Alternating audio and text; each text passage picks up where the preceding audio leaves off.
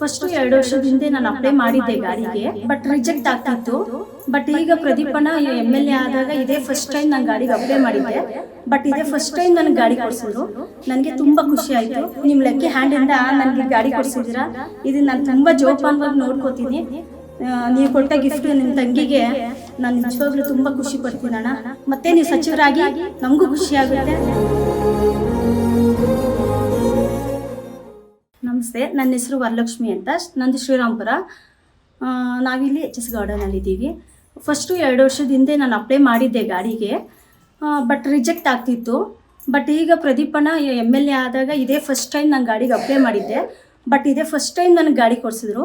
ನನಗೆ ತುಂಬ ಖುಷಿ ಆಯಿತು. ಅವರು ಕೆಲಸ ನನಗೆ ತುಂಬಾ ಇಷ್ಟ ಆಗಿದೆ. ಅವರು ಶಾಸಕರಾಗಿರೋದು ನಮಗೆಲ್ಲ ಖುಷಿ ತಂದಿದೆ. ಅವ್ರು ಹೀಗೆ ಅಭಿವೃದ್ಧಿ ಮಾಡ್ತಾ ಇರಬೇಕು, ನಮ್ಮನ್ನೆಲ್ಲ ಒಳ್ಳೆ ಸ್ಥಾನದಲ್ಲಿ ನಿಲ್ಲಿಸ್ಬೇಕು ಅಂತ ನಾನು ಕೇಳ್ಕೊತೀನಿ. ಪ್ರದೀಪಣ್ಣ, ಥ್ಯಾಂಕ್ ಯು ಸೋ ಮಚ್. ಮತ್ತು ನೀವು ಸಚಿವರಾಗಿ ನಮಗೂ ಖುಷಿ ಆಗುತ್ತೆ.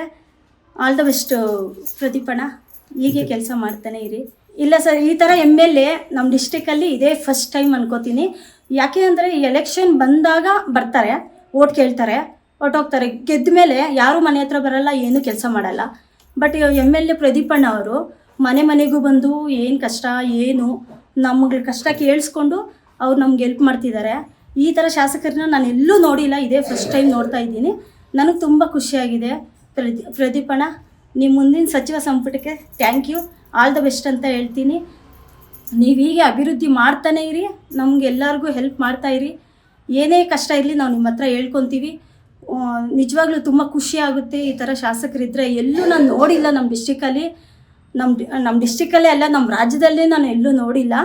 ಪ್ರದೀಪಣ್ಣ ನಿಜವಾಗ್ಲೂ ನಿಮ್ಮ ಲಕ್ಕಿ ಹ್ಯಾಂಡ್ ಅನ್ಕೋತೀನಿ. ಯಾಕೆ ಅಂದರೆ 2 ವರ್ಷದಿಂದ ನಾನು ಅಪ್ಲೈ ಮಾಡಿದ್ದೆ, ಬಟ್ ಶಾಸಕರು ನನಗೆ ರಿಜೆಕ್ಟ್ ಮಾಡಿದರು.